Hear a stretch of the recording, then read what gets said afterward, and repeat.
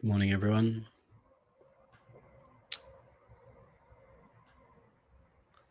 Just double check that that's gone live.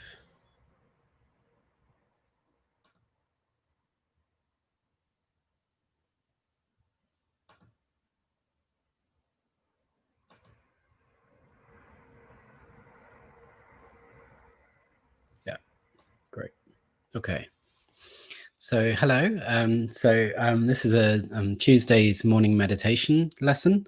Today's lesson is going to be a little exploratory lesson to do with finding the hip socket.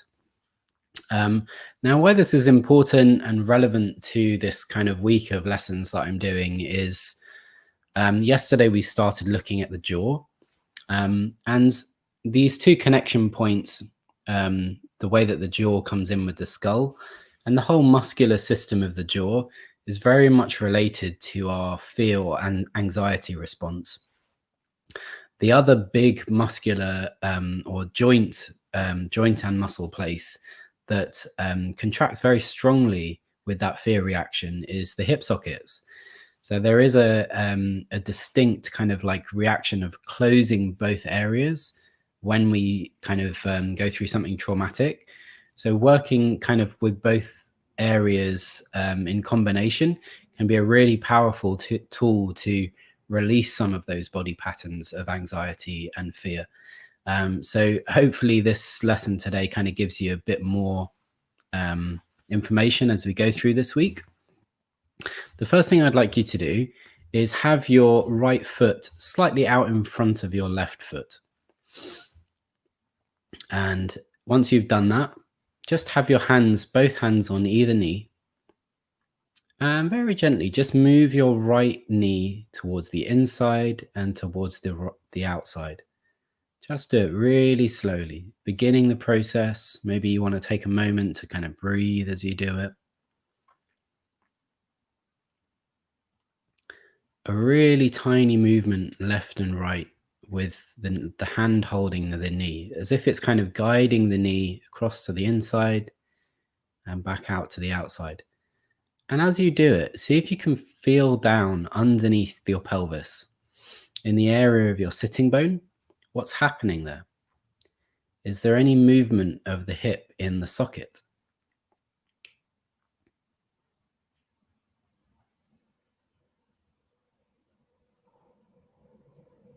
Good. And now what I'd like you to do is take your right hand and place it underneath your sitting bone. Take your right hand, place it underneath your sitting bone, and then place your left hand on your right knee. Okay. So the right hand's underneath the sitting bone. It's like you're sitting on your right hand.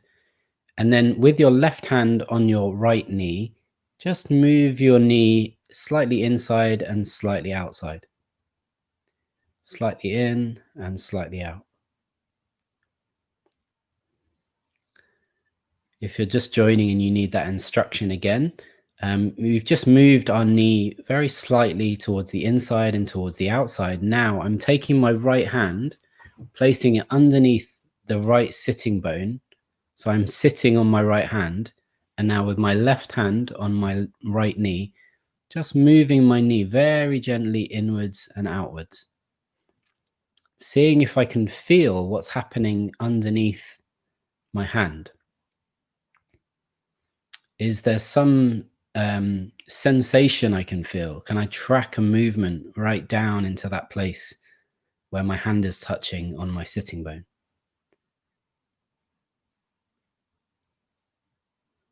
Just do that movement a few times. Just see if you can kind of like discover it, like give it time for the bone and the joint movement to kind of appear.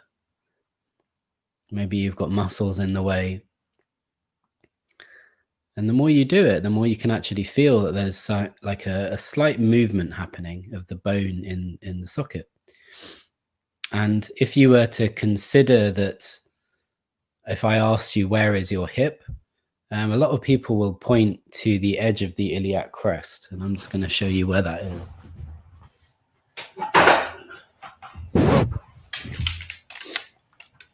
So my little skeleton friend here.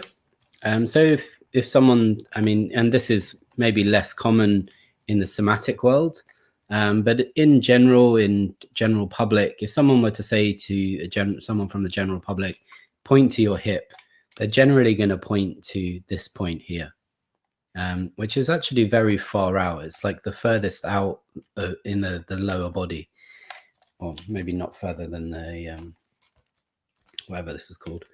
And then, so as you look at it, you can see that the actual hip socket where the femur joins in with the pelvis is actually quite far in. If I bring that really close, it's actually very far in towards the body.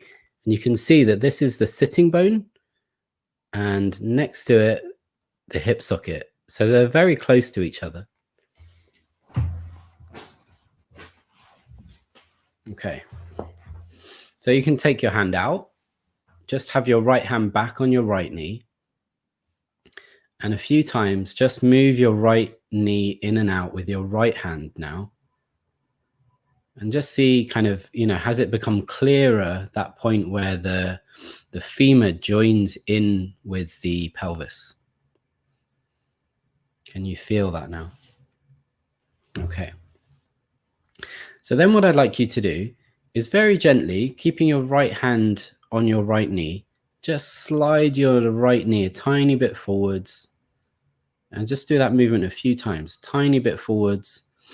And now in some way, it's like we're separating the femur from the hip socket by doing this movement. It's like pulling it away slightly. Taking the right knee gently forwards, gently forwards.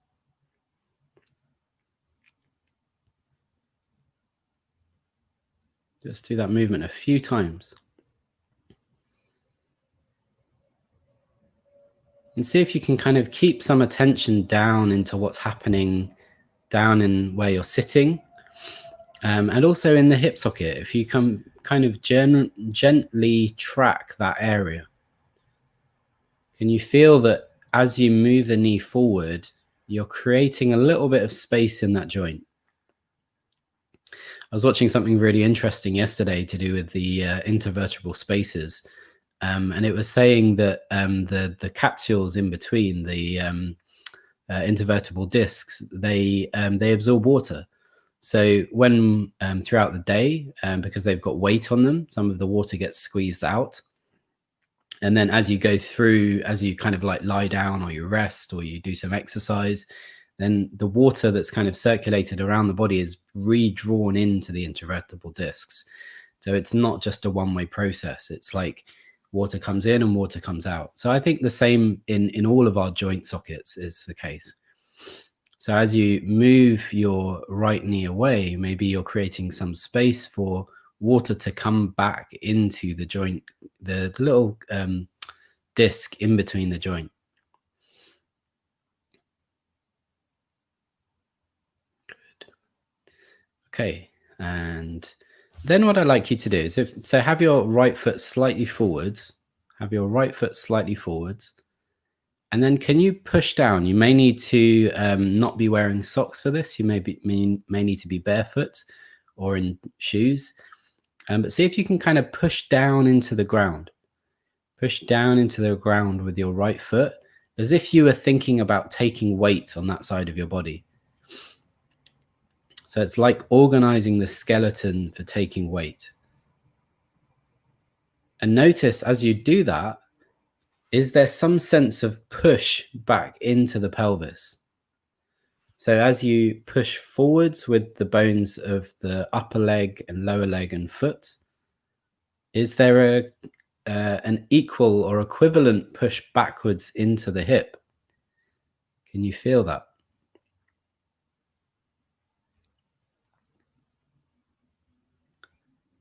You may even feel, actually what you can do, if you have your right hand underneath your sitting bone again, have your right hand underneath your sitting bone and do that pushing movement with the right foot down into the floor, and just feel what's happening underneath your hand. Maybe the muscles of the buttocks contract a little, but is there some sense that there's some movement in the pelvis as well? Maybe a little bit of backwards tilt. Good. Okay. So now what I want you to do is, should we do the other leg first? Yeah, let's do the other leg first. So have your left hand on your left knee. Very gently take your left knee inwards and outwards, beginning to bring your attention down into the hip socket on the left side. Do it very slowly, very easily. The thing that you're trying to do is kind of discover an area of yourself. So you need to be subtle. You need to kind of do small movements, be curious.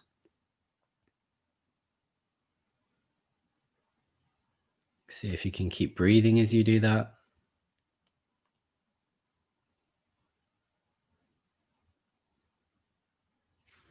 Good. Take your left hand, place it under your sitting bone on the left side. Take your right hand, place it on your left knee. And now guide your left knee in and out with your right hand, and see if you can feel down into your hip socket at the same time. See what you feel. So as you're taking the knee inwards and outwards, there's an internal and external rotation that's happening in the hip socket. And you may be actually able to feel that. You may feel it on the level of the muscles that are coordinating that movement, but you actually may feel the kind of structure of the body.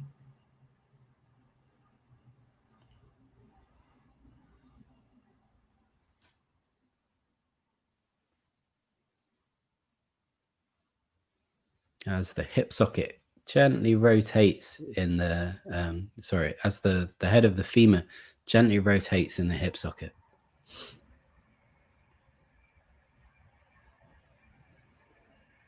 Good. Take your hand out, place your left hand back on your right knee, and a few times just move the knee in and out again with the left hand.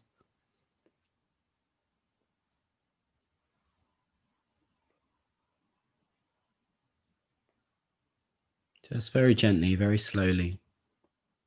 See if you can think down into this point where the leg meets the pelvis.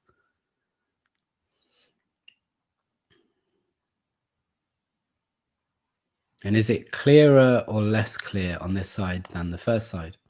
So I'm doing my left side now, and I can definitely feel a distinction between the clarity of my right side and the clarity of my left side.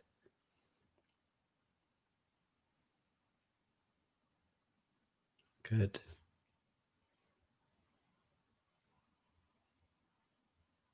Okay. And then have the left foot a little in front of the right foot. And very gently, just begin to extend tiny bit forward the left knee. Tiny bit forward.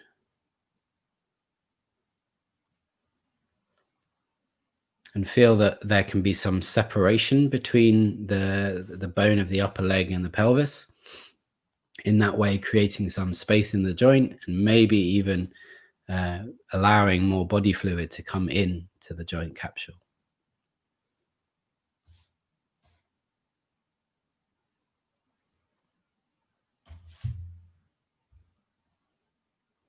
Just try that movement a few times. See if moving the knee forwards is an easy direction. Does your knee tend to go off to any side? Does it tend to go off to the left or to the right? Maybe that gives you some information about your knee.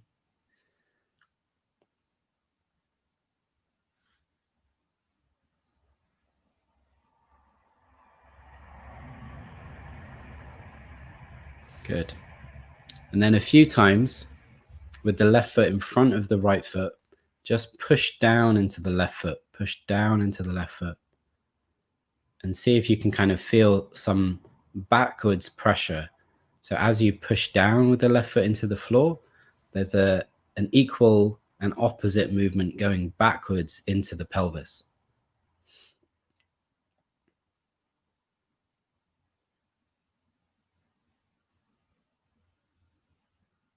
Good.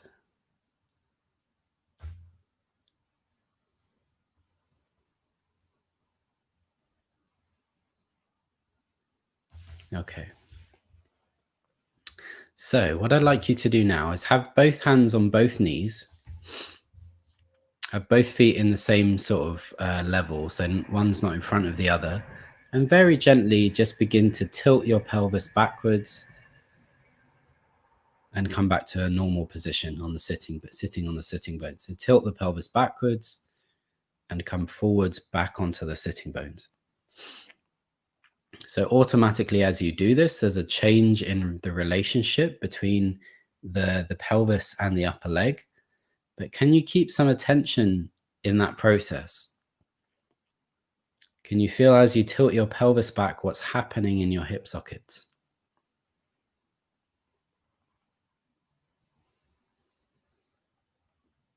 Do it slowly, take your time.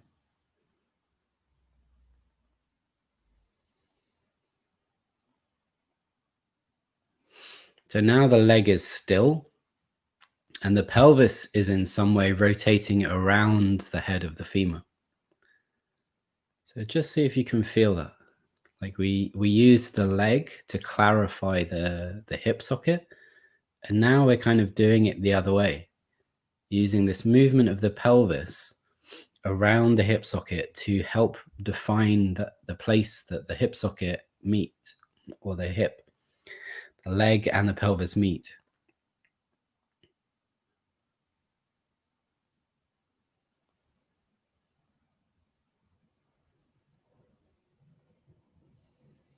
Good.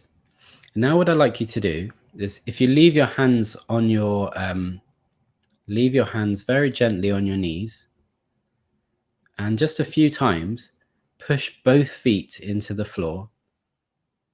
Push both feet into the floor and see if there's that equal and opposite force that comes back into the pelvis.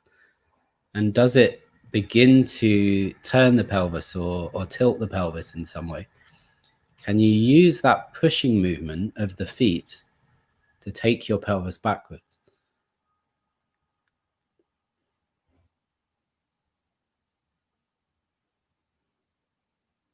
As both feet push into the ground, the joints, the bones of the leg align and they brace for taking weight. And in that way, there's an equal upwards force. So as there's a downwards force, there's also an equal upwards force back into the body, helping support the skeleton. But in the way that we're doing it now, can you feel that force comes up into the pelvis and begins to rock the pelvis slightly backwards?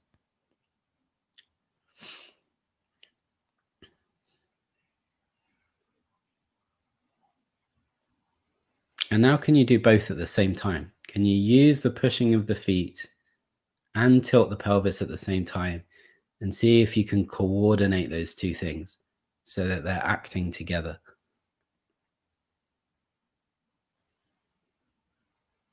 And so there's a little bit kind of coordination of the buttocks muscles as well.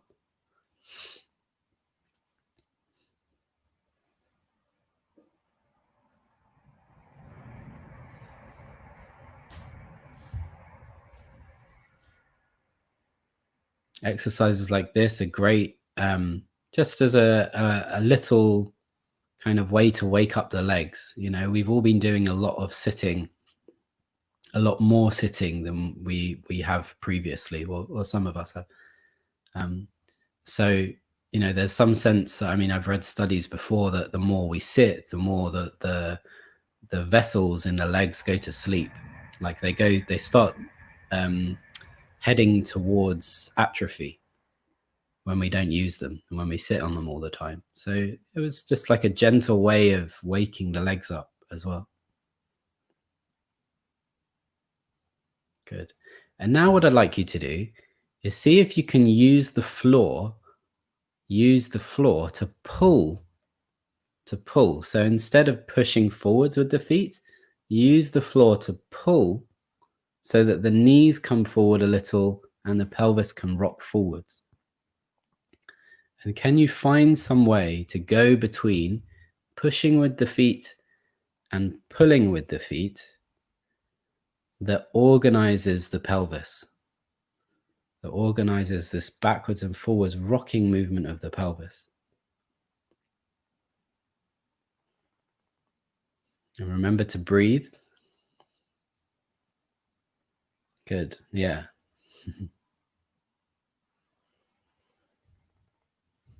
Yeah, this is great for the lumbar spine as well.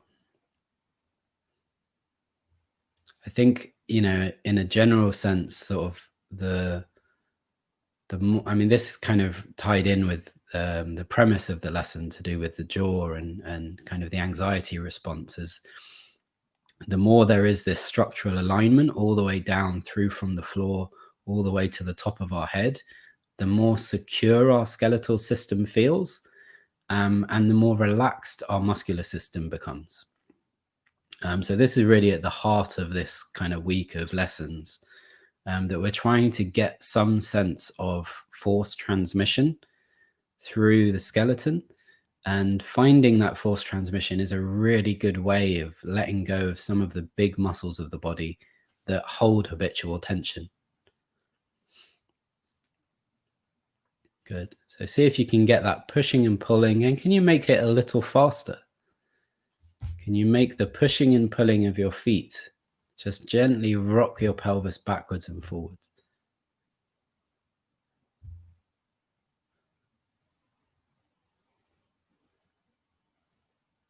And at the same time, think about this place in the hip socket. What's happening in there as you're pushing and pulling with your feet?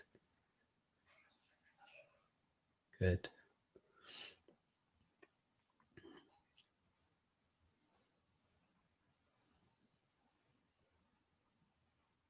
Okay, and take a rest.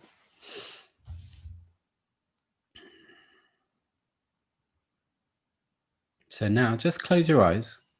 Close your eyes. And just come back to your breathing, your sense of breathing. Feel how you're sitting on the chair. Feel the clarity of your two sitting bones. Like, how well are you sitting on your two sitting bones now? Good. And just open your jaw a tiny amount. Open your jaw a tiny amount, and a few times just begin to slide your jaw forwards as we did yesterday, taking the lower teeth forwards in front of the upper teeth. So sliding the whole jaw forwards and then back to a neutral position. And just do that movement a few times. Do it very slowly. Keep breathing. And just feel any changes you notice today.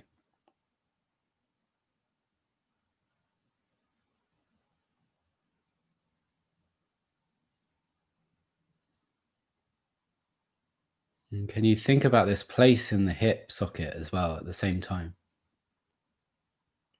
Does sort of the ease or the easiness in one of those areas interact or influence the other?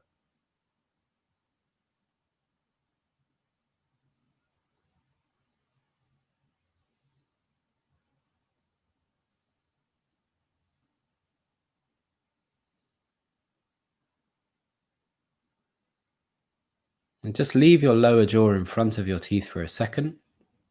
Just leave your lower jaw in front of your upper teeth, your lower teeth in front of your upper teeth, and just stay there for a second and breathe. Stay in that position for a second with the jaw extended forwards. Notice any change in your breathing. And then just come back to that feeling, that sensation in your hip socket, that sensation of kind of ease. Maybe you want to move your knees in and out individually or together, just to kind of bring you back to that kind of ease of movement, sort of no holding, no tension down in the join between the femur and the pelvis.